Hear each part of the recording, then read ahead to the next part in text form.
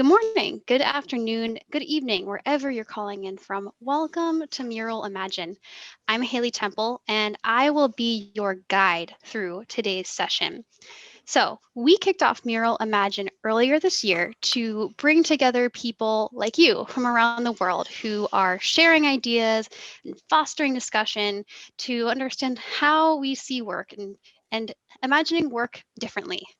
We're thrilled to welcome you back for season 2 of MURAL Imagine for new stories and inspiration and workshops.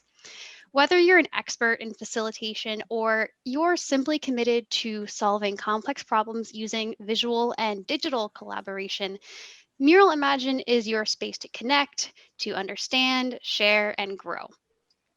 Our first guest, who I'm so excited to introduce, is James Pickett.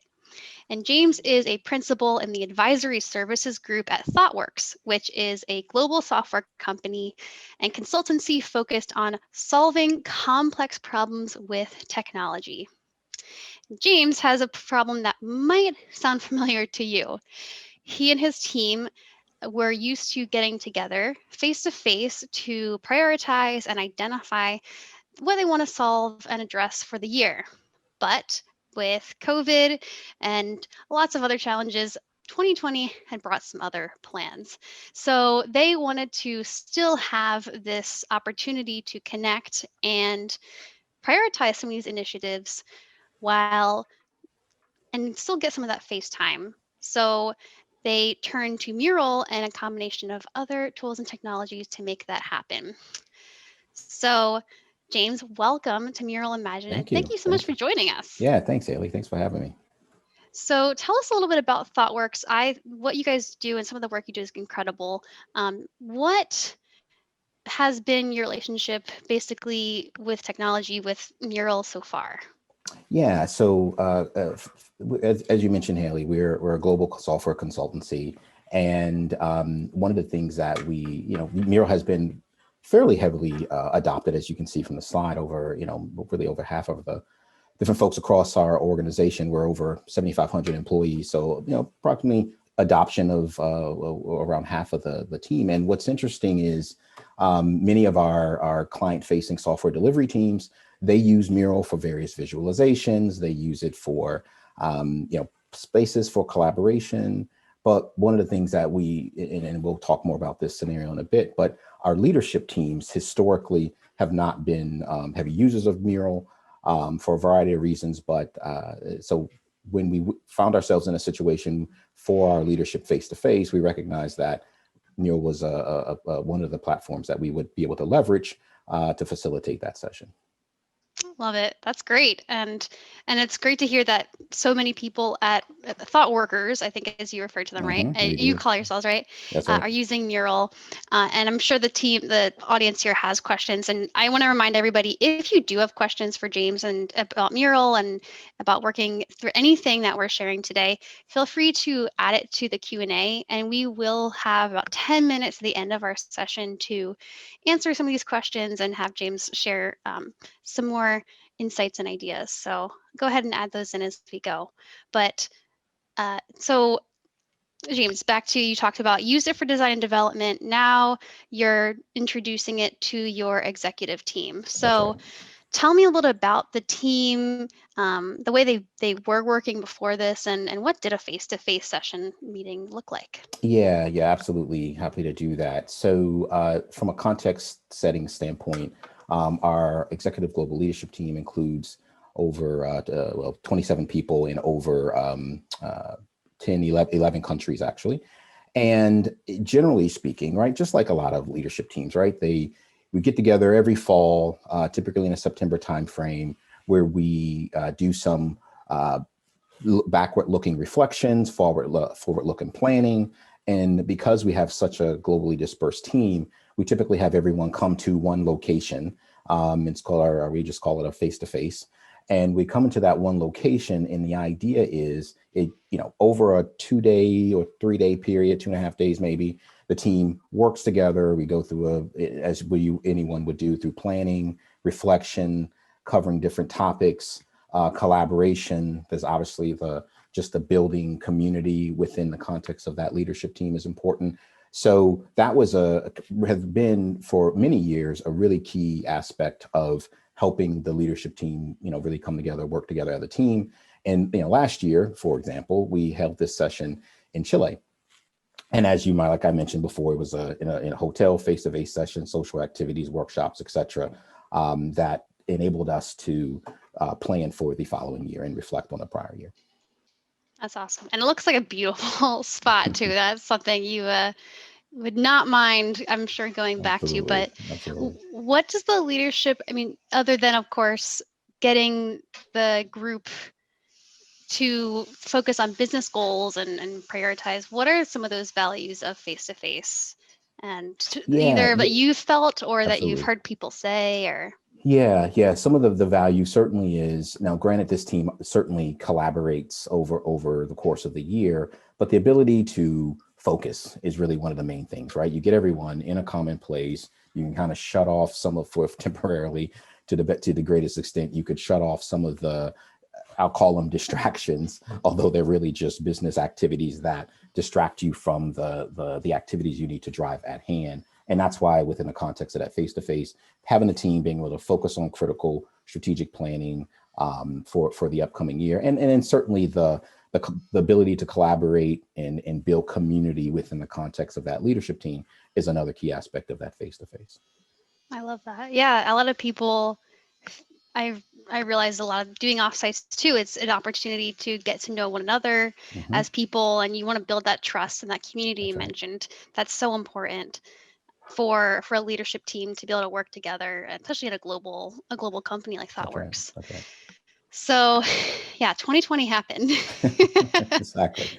Exactly. And what was the tell me about like some of the decisions and the conversation that happened around, well, I mean, so travel was canceled for Yep. when Yep. did you guys, I guess, basically say, yeah, this is not going to happen in person, and what were Yeah. some of those conversations Yeah, like? yeah, great question. So, contextually, right, we realized, everyone, kind of travel came to a really screeching halt in March. But what's interesting is, and I think this will be interesting context, because we are a global organization, we actually, maybe before some other organizations saw, okay, because we have operations in China, we saw how it was impacting China, and it was just, not a really far leap to realize that it would eventually impact others, across the globe. So the idea was, we knew we already had the face-to-face plan session planned in September.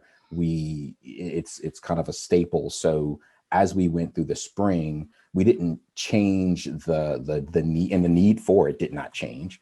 And we didn't change the general time frame, but we fundamentally realized we needed to change how we would do it. So the idea of being face-to-face in one room all at one time was not going to happen. So what we did was, we took the session, because we have folks spread off across so many geographies and different time zones, getting everyone together for a sustained period of time, not feasible.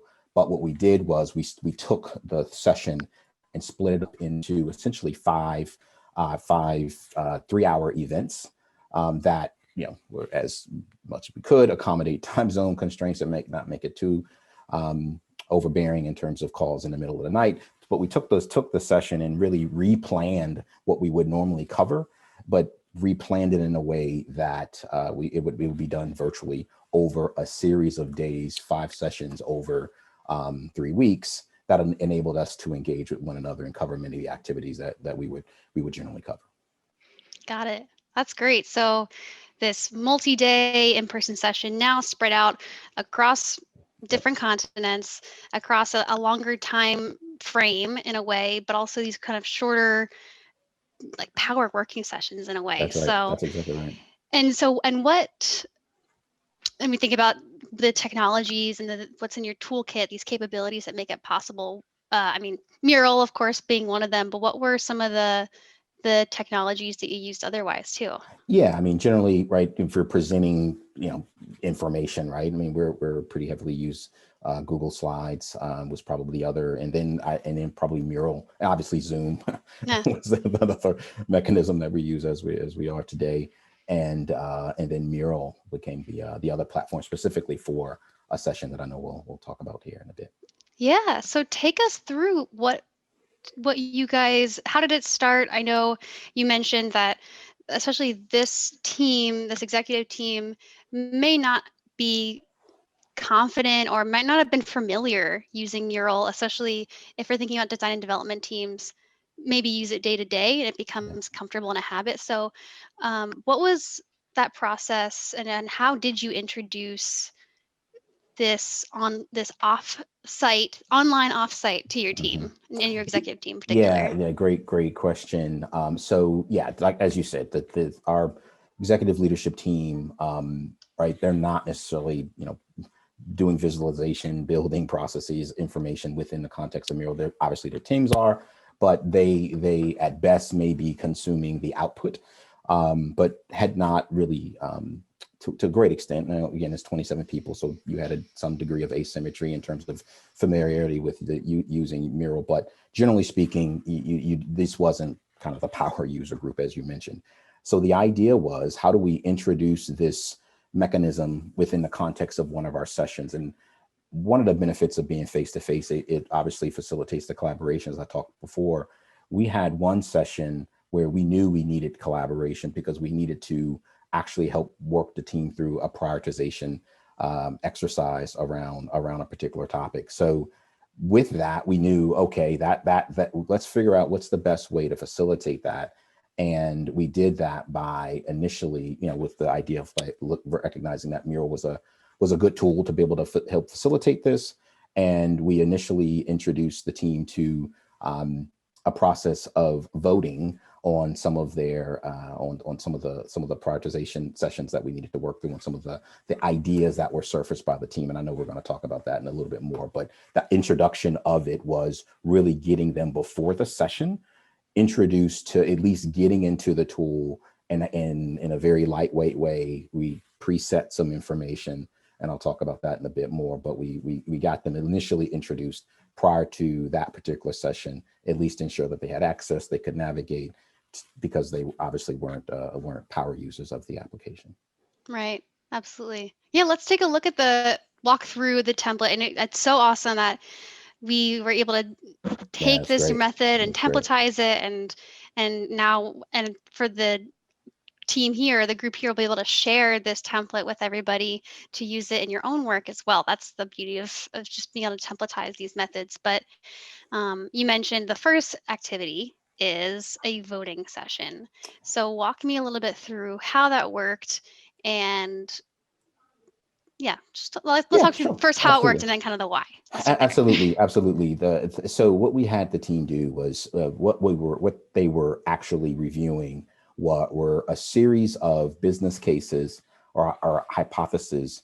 And what we provided them more detailed information, as you mentioned in other tools. It was just essentially a set of slides where they Mhm. would review the business case, review the impact, review the details asynchronously. So they would review that offline, and Mhm. then we directed them to come into the mural board that we created, and that is, visually appealing as the one, the template that you have here, but we had them come into the mural board and dot vote on the ideas. And they were doing this asynchronously, independently. So like any sort of dot voting process that many of the folks on the call, I'm sure, have facilitated in the past, we gave them 12 votes. You can disperse them in any way that they deem appropriate.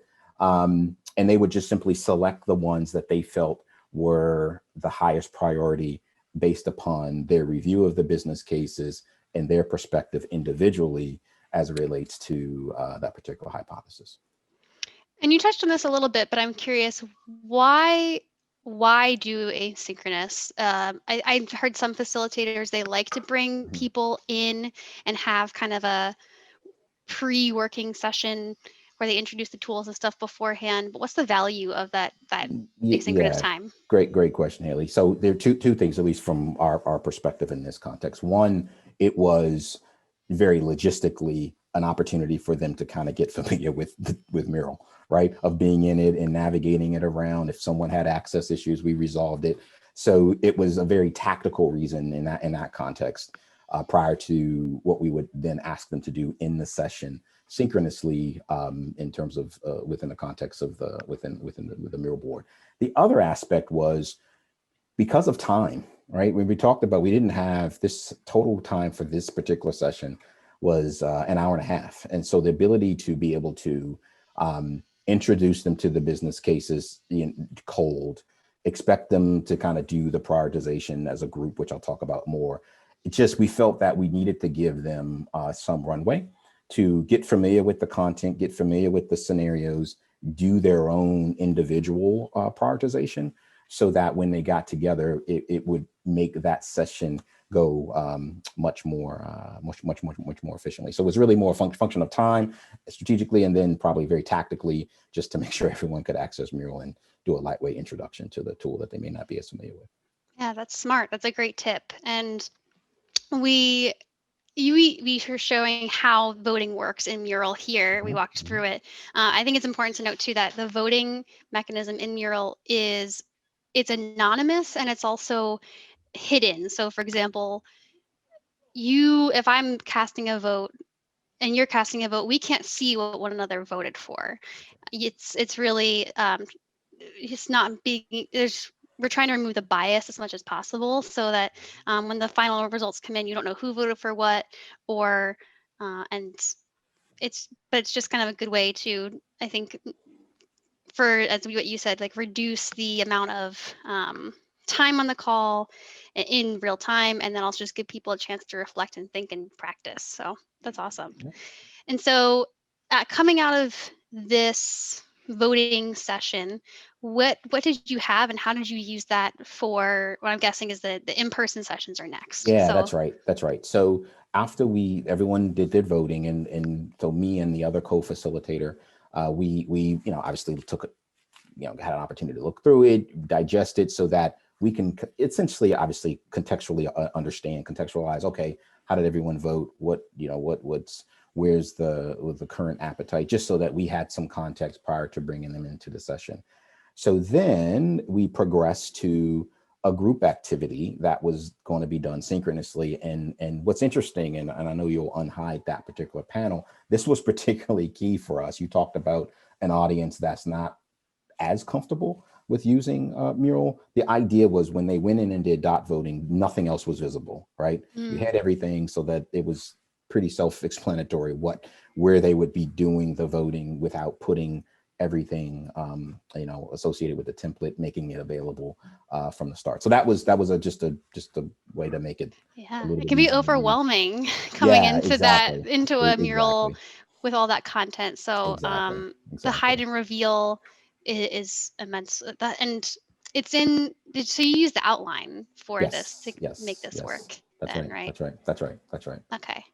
So once we got the group into the actual session, we then at this point in the session, obviously there were other things happening, but for this particular session, we divided the group into five groups. We had identified a group lead prior to the session, so we kind of gave them a heads up so that they were aware of that particular ask. And the idea was, now that they've done their individual prioritization asynchronously, let's come to your group. And the idea wasn't just to take the top 5 or 6. The idea was, hey, all of these ideas are still valid ideas. You obviously can see how the team has or individually rated them. Mhm. But now you as a group spend some time collaborating and do your own next level of prioritization. So this is a great opportunity for someone, if they're very passionate about a particular one, to make their case to someone else of why they chose that particular area and why it should continue to remain a top priority. So with the idea, though, we wanted to take those 16 ideas and get everyone to come back with give me your top 3 and then your next 3, just so that we at least had them do that individually. And when they did this, they were broken out into separate Zoom rooms, right? And everybody who's familiar with doing different rooms in Zoom. So we broke them out into separate Zoom rooms, working through their prioritization, having conversations about the business cases, collaborating with one another, doing another level of prioritization. And we gave them maybe 30 minutes or so to do that. And then obviously after the end of that, they would come back out and report out to the rest of the group how their group organized the information. Gotcha. So just to make sure I understand, Joe, it's you had the individual space to reflect, and now you're giving people an opportunity now to come together and That's right. have these smaller breakout discussions. That's Were right. the breakout groups that you did in Zoom across different parts of the organization, or was it each group was an individual team, No, or no, what was your great. decision there? Yeah. Great question. The idea was we wanted to make this as cross-functional, cross geographical as possible, right? So Mhm. we actually, me and the other co-facilitator, we did pre-define what those teams were, and we were intentional about that because some of the things that we were considering isn't we didn't want any of the prioritization to be biased toward any particular geography based upon their unique requirements. So we wanted to one create the opportunity to not have any sort of regional bias. We also wanted to give people an opportunity to maybe interact with folks they may not interact with as regularly, right? We don't have the ability to go face to face. We don't have the ability to, sit down and have dinner and drinks or anything like that. And but you can still create scenarios where individuals that may not interact with each other on a regular basis to give them an opportunity to collaborate. So we did think about that as we organize the teams into the preset groups. I love that. And what about, so you also said you had group leaders that Hmm. you introduced. So you had, in terms of your team making this Hmm. happen, it was Hmm. you as one of the facilitators. You said you had a Yeah, co-facilitator me.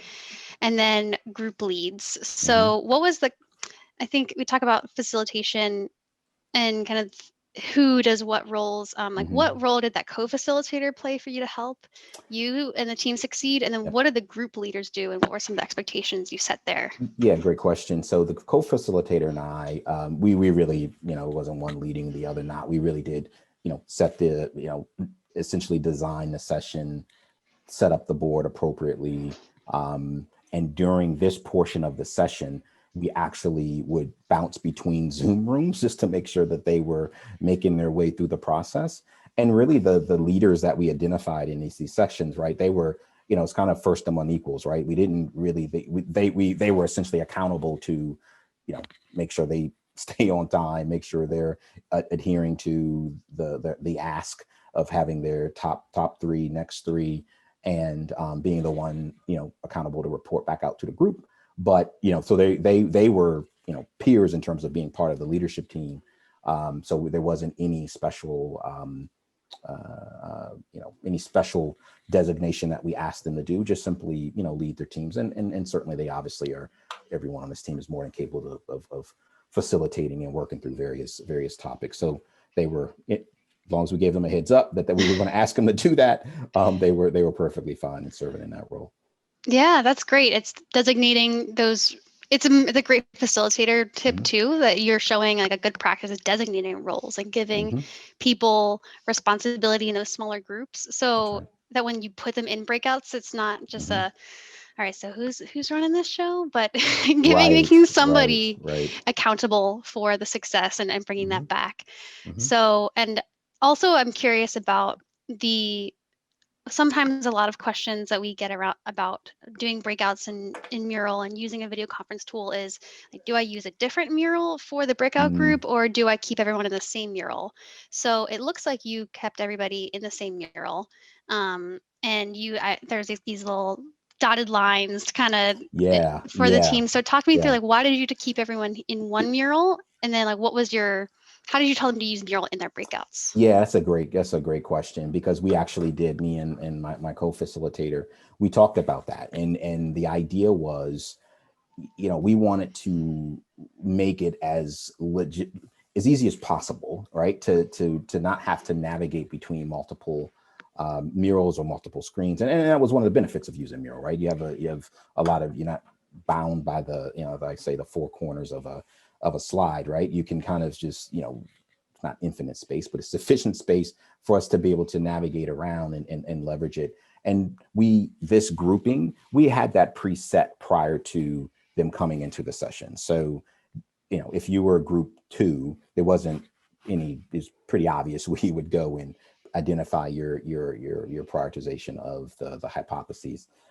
in this session. So we wanted everyone in one mural to make it logistically easier, and we also, but what we did preset the structure. We obviously didn't put in the stickies and the prioritized items, but we had the preset structure so that people can go into that portion of the board and use that as a collaboration space. Yeah, that makes sense. And everyone has looks like each group has a little island in a way, or a That's right. little That's individual right. working space, which is That's great. right. That's right. Okay, that's helpful to get some of that context of you have these breakout groups, everyone has individual working space, you assign these group leaders for each team to keep them accountable. So you said, remind me how much you had, 25 to 30 minutes or 20 to Yeah, it was 25 about 20. minutes? It was about 25 minutes during the session. Yeah. Great. Okay. So after the breakouts and you bring everyone back together into the main group, how does this executive team go about deciding what this is we're going to move forward with? Yeah, so it's interesting because the step would be, and this we would do this very similar if you were in a face-to-face or an in-person session, right? Say if everyone works in different corners, think of the metaphor of everyone is working in different corners of the room. They have their flip chart, they have their stickies, they're writing information, and then at the end they come together and they report back out to the rest of the group. So more or less, that's essentially the experience that we created through the panel we just showed. So at this point, everyone just simply came back and reported their essentially top three, next three, right? And what was interesting, as each group leader shared their group prioritization, then me and the co-facilitator, in this particular instance, it happened to be me, as they were reporting out, you could naturally see some patterns, right? And it was interesting because the way it netted out, there were two that were more or less top two priorities, almost uniformly across all the groups. So that was pretty obvious what the top two were. The next kind of 3, 4, 5, 6, you had a little bit of some differences, and it was some interesting areas where the team said, "Wait, how about we combine these two?" And so there was a bit of a reconfiguration of some of the ideas, which was good. It was good to get that feedback because that gave us a way of thinking about how we would prioritize those areas. And then there was a series of ideas that maybe only one group prioritize as their third item, or maybe everyone put it into their next three, and then we put that into our backlog, if you will. So those were the items that elevated upon the level of importance, but maybe not to the same degree as the items that are prioritized here. And as you can see, the items in the lime green, those are the ones that kind of surfaced as the group's areas of focus and top priorities. And then we had kind of the next area in terms of items that we added to our backlog. Nice. So it's awesome. That's kind of when everything comes together and you have those top two. It's like, okay, that's really nice that it says it that way. And then you mentioned that the following ones, you had to have some discussion with the group. Now realizing you have a really cool, unique challenge of cross-cultural, across different parts of the organization. How do you manage that discussion in a virtual space with a big group? Because I mean, with some people feeling maybe shy to talk aloud or worried about talking over one another, what advice do you give to manage that? Yeah, interesting you say that, because we also time box this activity, right? So to think that you can go through everything and just come to an absolute final decision in that time period, maybe a bit of a bridge too far. However, but it takes conversations after the session, right? So it's good that we at least got aligned around all of the key topics. If someone identified one of the items that was in the backlog and wasn't part of the group prioritization, then there's conversations after the session to say, you know what, I understand how the group prioritized that, but that particular item is really critical to my portion of the business. And then you start to have a conversation around how to best address it, support it, maybe not through the context of the teams that are driving the high priority items, but to ensure that they are at least properly addressed in some way. Hmm. So, I don't know that there's a secret technique, but the idea is that, we very much are ones that you have an idea, but you continue to iterate as you learn an idea, and we would have to do this initial prioritization. We then have to share it with the rest of the others in the organization, and you will get additional feedback that may have you maybe tweak your order a bit. So again, this wasn't the absolute final step in the process, but it was an important first step to get the executive leadership team generally aligned around the Hmm. areas of focus that would require more iteration after. Yeah, you're bubbling up things that you That's maybe right. people didn't realize are as important to them or as important to a certain team as they would Mm-hmm. have. So then you start to this it sounds like this face to face virtual face to face becomes a a main focal point to then have like branching conversations That's that right. probably happen and that would have happened in a physically face to face off to site anyway. Absolutely, absolutely. I mean, oftentimes the topics that we're covering, we tend to look at them. Is this a decision-making conversation? Is it Mm, alignment? Is it an update? Is it a discussion? And outside of the absolute decision-making conversations, a lot of them are just simply one step in a multiple step process that requires further conversation, further endorsement before we get to the actual point of making that decision. that's awesome. And you mentioned time boxing, and I want to make sure for anyone in the audience who isn't familiar with that Sorry. they call it. No, that's okay. This is what we're here. We're explaining everything in and all out. So, um, how do you define time boxing, and how did you do it in this meeting? Yeah, I mean, for us, I mean, with a lot of these topics, so just very simply, just essentially giving the team a defined amount of time to drive to drive to this prioritization. Because fundamentally, right, to some degree, the work will fill the time in some of the activities with additional conversation and give additional dialogue. But when time is one of the constraints, then what we found in a lot of instances, this isn't necessarily unique to this exercise, but you find that you're able to get to that decision within that time frame as long as the team understands that constraint. And it just helped us work through a session where obviously we had was a constraint, just because again we didn't have 2.5 days fully booked for this activity. And I think when you are given that constraint, that was it's equally important to make sure that we gave people enough information as a pre-read, because it's not reasonable to expect people to consume information for the very first time and then tell them it's time box to come to a decision. That may not be a reasonable ask, but giving them enough time to review it independently, time boxing this particular exercise, we found to be relatively efficient. Yeah, I mean, that's another great case for the asynchronous work Mm-hmm. too, is you're Yep. giving people time to digest and think through these concepts and then maybe have some thoughts formed when they're That's right. coming into the That's right. That's conversation. right. But then the active time when they're together is a time when they can either advocate for a certain point or, oh, I guess now I see your perspective, Mm-hmm. basically. And um, so you're creating those opportunities. And Yeah. how do you, Absolutely. and this is a kind of just a good mural facilitation superpowers moment. How did you, if you don't mind talking us through doing that in mural, or if you didn't use mural, that's okay too. But how do you time box in these virtual meetings? Yeah, we in this one we didn't happen to use Mural, right? Although I learned that there is a feature that allows us to do that, but we just simply had a timer, right? The facilitator and I, the co-facilitator and I, we essentially were the ones driving the time box, and we would communicate to folks particularly during the breakout session, that we would, hey, you have this amount of time. This is the time that we plan to return. So it was more, us facilitating them to the time versus having a timer in the session.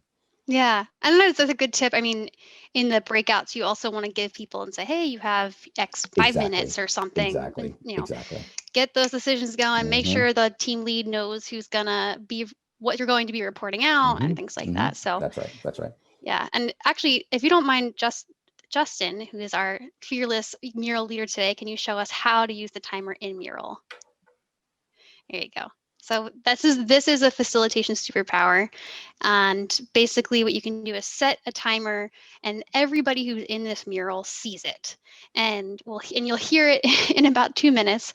But we have this little tone. It kind of sounds like the fasten your seatbelt sign in on the airplanes, but oh, I didn't hear it, but maybe you guys heard it. It kind of sounds like that. So it's kind of a reminder, like, okay, time's up. Let's come back together. That's right. That's right.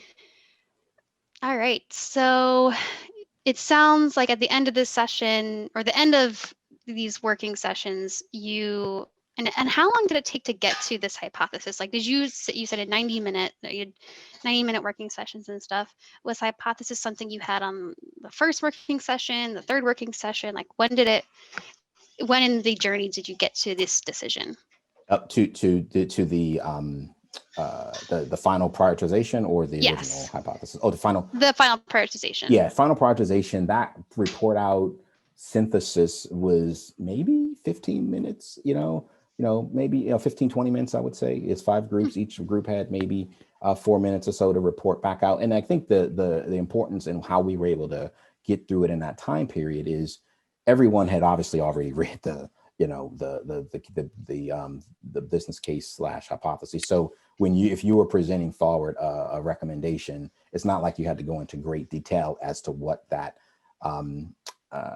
hypothesis was or what the business case was, because everyone else has obviously already read it. Now you're just really explaining your rank order versus trying to, and your reasoning behind it as a group versus trying to explain the case or hypothesis itself. So Okay, that's awesome. And throughout this whole experience, I'm curious. I mean, thinking about the fact that the team is used to and maybe enjoyed doing these face-to-face sessions to have these conversations and prioritize.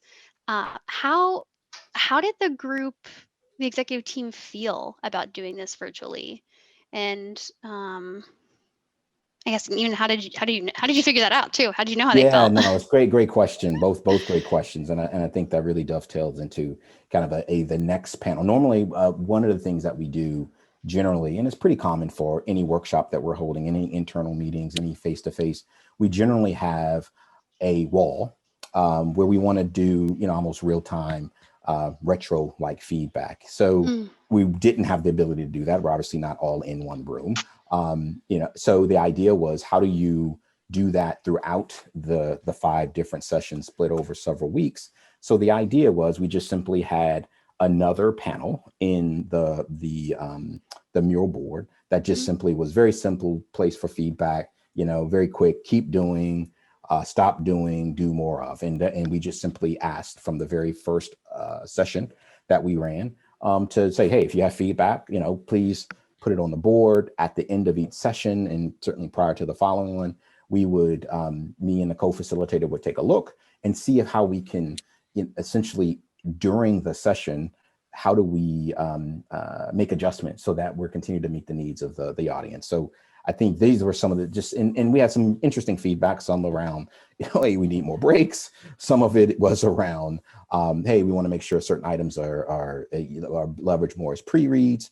So it was a useful mechanism for us to get that real-time feedback and not wait until the end of the last session to get feedback, but we can get feedback at the end of each session so that we can make some course corrections even before all the sessions were complete. And you asked, how did the team feel? I think the team certainly felt that, hey, this was, considering the situation, were we able to kind of get through the necessary planning that we needed to get through for sure, and the reflection in the prior year, certainly. I still think it's really difficult to replicate the interpersonal relationship components virtually. That's just my perspective. Human beings, we interacting with one another is a part of being human in a personal way. So that was the one thing that I think kind of the social aspect of getting to know your colleagues. Obviously, it's a little difficult to do that in very structured 3-hour session. So do I think we'll go back to face-to-face? I think I saw that question in there somewhere. I think we would, but I think we recognize that we at least found a way that in this context, we were able to still get the business of the planning done. virtually.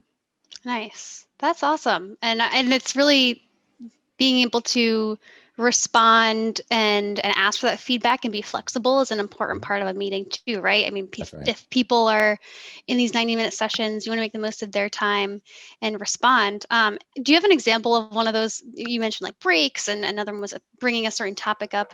How did you incorporate this feedback for the next upcoming Yeah, session? great question. So certainly the breaks is that's probably one of the common and one of the easier ones, right? So that after the end of the first session, it's 3 hours. That's still a long time over a Zoom session, 3 hours straight. So so before the next session, the co-facilitator and I just simply looked at how can we create space to give people a few more breaks in the context of the session itself. In some instances, there was some feedback that around because I mentioned it spread over several weeks. Maybe the first week, the idea was, hey, some of this information would be more valuable if we had it as a pre-read, so that before the next session, we said, okay, let's make sure we have more pre-reads prior to this session, so that the time together is most valuable from a collaboration standpoint versus, kind of a one-way, you know, conveying information. So we got feedback like that, and we look for ways to improve that and from session to session. So That's great. Um, and it's nice that I imagine a lot of people don't. People who are facilitating these meetings don't realize that, yeah, the time in the meeting is when you're kind of on and you're with the group, but you do need these moments with your hmm co-facilitator and hmm to debrief and, okay, well, what do we need to change for absolutely, the next session? What do we need to accommodate given the feedback we're getting? So that flexibility and that opportunity to connect is important when you're absolutely, building and factoring that into absolutely, your remote meetings. absolutely. Um, my last question before we're going to jump into Q&A. So if those of you who are in the audience have questions for James or for me about Mural, about running meetings like this, executive meetings, retreats, um, please feel free to put them in the Q&A and we'll bring them up in the last couple of minutes and answer some of those questions. We'll have about 10 minutes or so, maybe more for a Q&A. But what if you had somebody else on your team going to run an executive off-site, face-to-face, virtually, what are maybe 3 things that you would recommend they consider or think about and if they're going to do this? Yeah, I would a couple of things. I would say if when you're the prepping the entire event from end to end, I think was really helpful for me and my co-facilitator. So I know in some instances we have, you can use it as kind of organic, it's real time. As you're using the space to collaborate. But this one, we knew where we wanted to get in the end. So the idea, we kind of start with the end in mind and work our way back into how do we plan to that. So that was an important piece, is in that we knew where we wanted to end, and it was just a matter of how do we get there as efficiently as possible. So I don't know if that's necessarily new news, but I think that was particularly helpful when you're working virtually, because what you find, particularly virtually and time boxed, oftentimes you go in and you facilitate a session in person, you get some feedback and you can completely adjust on the fly, where in this instance we didn't have that same degree of flexibility, the way we were structuring the session. So I would say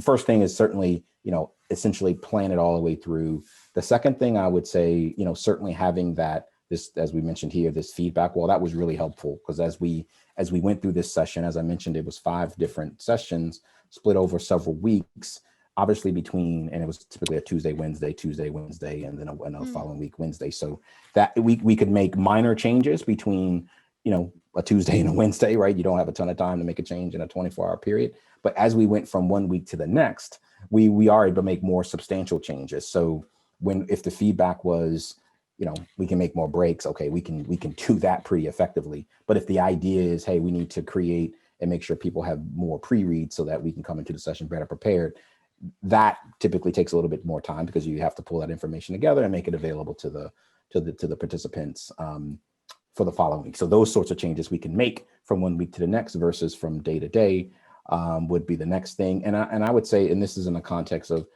specifically with Mural, my experience is that, although this team was not familiar with the tool, as the executive team, like I said, not as familiar with using it, they were able to generally get fairly comfortable with it relatively quickly. So I think, my sense is, going in, trying to just give them some usage, preset things so that folks aren't, and I think the templates are great, right? The templates are great, give you an opportunity to kind of bound the structure, has helped with adoption, even within the context of our leadership team.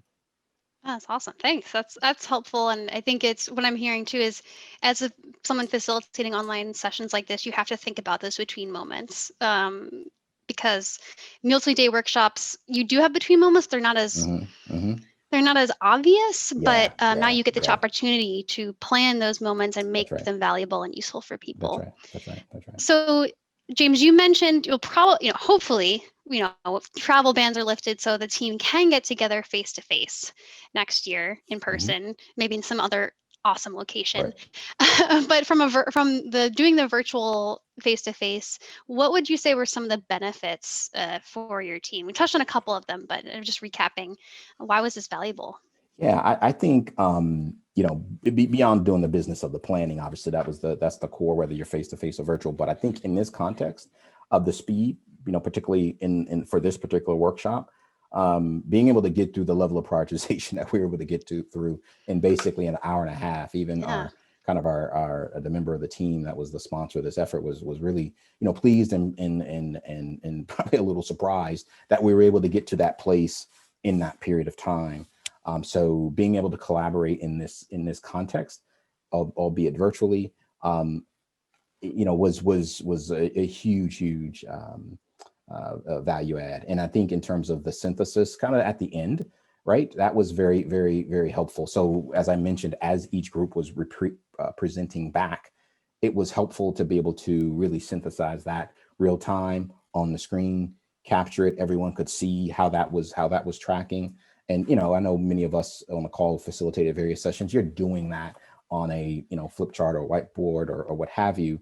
But it was interesting. And I don't know if this is, scientifically proven, but I think something about having all the information in one place, you can see it all at the same time, actually, in my perspective, helped us with the synthesis and getting consensus, because you can certainly see all the information. It was more easily to get to the places and to see the patterns, right? When you're looking at everything in one place, which is difficult to do with flip chart paper all over the room, but with it all in one screen, I found that to be particularly helpful and useful as we got to the place of being able to synthesize this information together and come to a common agreement. Especially since it's over a long time period. I mean, not long, but in terms of, when you think about a multiple day in-person session, being able to kind of refresh your memory is great. And then even now, being able to use that as a reference document where everyone says this is kind of the source of truth, where these are the things we prioritize and we agreed on, and we have this to look back to and refer to. Whereas in person, I don't know if you've experienced this, but trying to take pictures of everything. Absolutely. Right. You're taking pictures. Right. You're recreating it in some sort of electronic shareable artifact, where you're doing that while you do it. It just cuts down a ton of time. So absolutely. I've typed way too many sticky notes into PowerPoint presentations in my day. Absolutely. Yeah, that's awesome. So wonderful to hear that the team was able to accomplish this too. And I know Thoughtworks, you guys as a consultancy are pushing the boundaries of technology and thinking about different ways to use technology like Mural. So what's next for Mural and Thoughtworks, and where do you see it going? Yeah, I think, from before, certainly, right, it's heavily used within the context of our software delivery teams in the work that they do. Our product folks or various others to use it for various things for visualization and collaboration of different concepts. What I found interesting and particularly in the context of working with our leadership team, there have been other use cases, right, that we and we have seen additional adoption within that group. It's still a journey.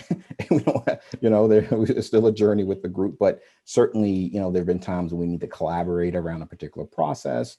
We've been able to use Mural templates and things for that. We've been able to use it even when we took what I just shared and we talked about, going to the next level of the organization. Specifically our chief talent officer shared it with our different different heads within countries. So using the same mechanism, using the same tool, that was interesting to see that we essentially still leverage Mural for that, and that with a again next level of leadership audience. So I think it's just I think now using it in the context of this face-to-face has made it a tool that I've seen us just in a very short time start to use in other contexts, just in terms of our kind of more business as usual collaboration as a global team. That's great. Well, congratulations on accomplishing this with your executive team and bringing them together Yeah. and making space for these conversations. So I imagine our team, our audience here has some questions That's and great. are they're Fire eager to away. get answered. And if there's Please. anything like, yes, anything mural related, I mean, from your experience, if there's anything you feel confident answering, of course, like feel free to answer. And of course, I'm Sure. happy to jump in and answer. So let's see. First one is, how did you convince leaders who might not use Mural often to use it for this session? What's your pitch really to an executive who might be we talked about the onboarding and some like simple tasks, but is there kind of like a like, I don't know, another tool really like Yeah, I think the idea, quite honestly, was everyone understood, right? We were in a highly unique, unplanned activity. So the idea of going beyond your comfort zone, generally, we already had essentially a willing audience, willing community, recognizing that, hey, we can't be face to face. No, we're not going to do this, on flip charts. And yes, we have to leave the slides that everyone's accustomed to consuming. So I think we already had a willing audience, and then just giving everyone that opportunity to go into the tool before the session so that any discomfort they could at least make some steps make some steps in terms of increasing their comfort level independently, and not, obviously being put on the spot with trying to navigate the tool during a collaborative session. So I think the situation itself lended itself to a greater adoption. And I think the idea of giving them an opportunity to go in advance independently was another element that helped our cause. Nice. Yeah, that's great. So we touched a little bit on, you said you imagine next year, hopefully things pending, you'll travel. Are you still planning to use Mural for these types of workshops? No pressure to say yes, I swear. But like, how do you see it? Yeah, Yeah, but it's like, imagine interesting. that. It's interesting you say that. I mean, so short answers is I don't know, but I can say, but in terms of context of the face to face, hard to say. But in the context of using it for, like, the only time this team collaborates isn't just once a year, right? They're collaborating, weekly, in some instances daily. But having, I have seen us use Mural more for different ways of collaborating through our normal day-to-day operation. So I would say, face-to-face to be determined and how it will be used, but certainly in terms of adoption through day-to-day BAU act or business as usual activity, is an opportunity there for sure. And I've seen that start to take hold even now. Nice. That's awesome. So it's a way to your point, like, continue those branching conversations that are going to happen. That's right. Let me see. There's something in particular. Oh, so this James Thomas had a question. How long did you leave the voting session active for? It sounds like, so when you did the asynchronous voting, Yeah, great it was for an question. extended period and without that being facilitated, right? So how did that work? Yeah, we left the voting open for a couple days actually. And yes, it was not facilitated, and I've already shared this with our friends at Mural. But this is a learning for us as co-facilitators. We realized after the fact that we needed to not give everybody. We needed to adjust the setting in terms of who had the ability to end the session. Essentially, everyone can't be a facilitator; they had to come in more as a user. So we had a little bit of an oops when someone finished their voting, right? Natural thing is like, I'm done voting. So they hit the end voting session. Well, that ended the session for everyone. So lesson learned for us, right? That, okay, we can give everyone that was attending, other than me and my co-facilitator, no one else, we made it so that no one else could in the voting session, and everyone else were giving a different setting so that that would not happen. But yeah, we left it open for, a couple days. And yeah, they went in and voted in asynchronously. Great. Yeah. And that's, I mean, and we appreciate that. That's really helpful. And I've noticed that too with voting. You need to be very explicit. And there are ways to set the permissions to write only you can end the voting session Yep. and no one else can. But yeah, those are definitely like you and I are learning about the magic of facilitating online meetings together with Absolutely. Mural. So Absolutely. that's awesome. Um, let's see. Do you have any tips? And I'd love to ask the audience to answer some of this too, but you talked a lot about the need for social connection and opportunity. And I know this meeting was very focused on the work and getting the work done and making most of that time. But do you have any recommendations for like social activities you can do online? Yeah, it's interesting. So I'll say what we did specifically in this session. I mean, Yeah. there's probably an infinite number, but we actually, had folks. We actually opened the session like 30 minutes before, 30 minutes after, to just give some time for the teams to interact and collaborate outside of the context of the session itself. So that was some people took advantage of it. Some, if it's too late, obviously time zone wise, some, we would lose a good bit, but we gave them space. We communicated that in advance. And that was kind of that unstructured, unstructured time. So we had a window before the session would start, and teams they were able to interact with one another prior to the session. And then we obviously had different types of icebreakers and what we call energizers, right? But at the beginning of each session, just to, again, you're going to be on a call for 3 hours. How do we make sure folks, are energized and give them an opportunity to collaborate a bit? Nice. What was one of the energizers you used? I was looking for. Oh yeah, yeah. It was interesting. One of them was, kind of give an idea that, something that, explain something that no one on a team, a unique thing about yourself that people don't know that may not know. So that became very interesting as people went around and shared that. We talked about, since we were in a, pandemic, right? And we're in all virtual learning. It's like, so what thing are you surprised that you do miss? And what thing are you surprised that you don't miss? So just ways to create some sort of collaboration amongst the team and some sort of energy through the session. Nice. And I see a note in here, like from someone with a virtual coffee before the sessions. Absolutely. These are all the types of things that just create some degree of in-person interaction that is, just makes the session a little bit more personal. Nice. Yeah, we have Michelle. Yeah, she said the virtual session. Claudia recommended like a team scrapbook of memorable moments of 2020. That's a Cool. really nice Yeah, one. yeah. Um,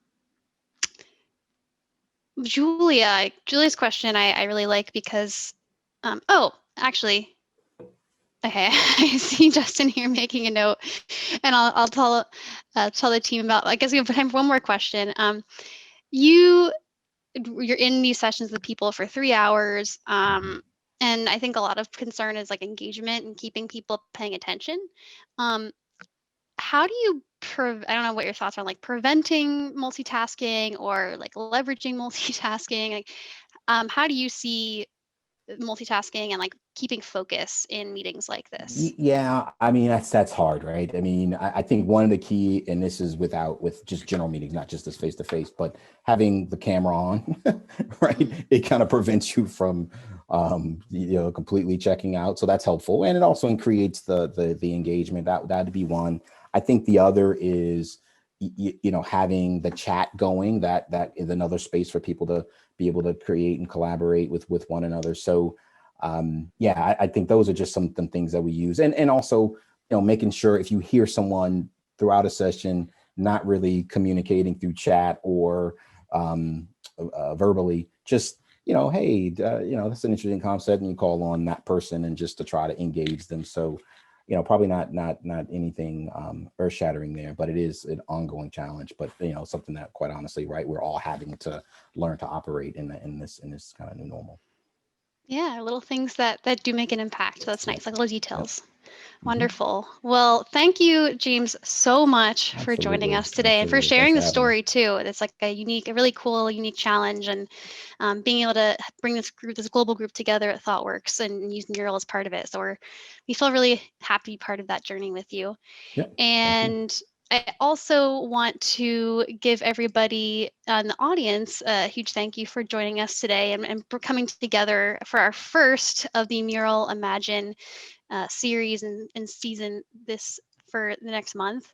So next we have Aja with us with me next week, who's the global head of monetization at Spotify, and she'll be sharing how Spotify collaborates visually to bring imagination to thinking about setting goals and their objectives and key results. So, if you would love to join us to hear from more inspiring speakers and get some inspiration from them, like James, you can register at mural.co/imagine. And you can also get this template that James walked us through and use it in your own work. And I think we're going to drop the link to that template into the chat. But in the next couple days, you'll get a recap, you'll get a link to that template again. So stay tuned and tune in for our next session. And thank you again so much, James. Really Absolutely, awesome to Hallie. have I you here. appreciate it. Thank you. Thanks for having me. Appreciate it. Thanks, everyone. Have a great rest of your day, everyone. Yay, and Ah, there we celebrate my go. favorite. Absolutely. I was waiting for some confetti.